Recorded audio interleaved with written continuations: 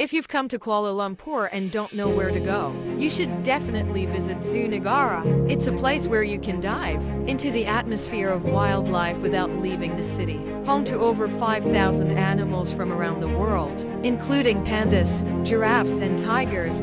This zoo is huge, and you can easily spend the whole day here, enjoying the sights and meeting fascinating creatures. You're sure to get the maximum excitement from interacting with the animals and feel like a real explorer. Don't forget to bring your camera, there's so much to capture here.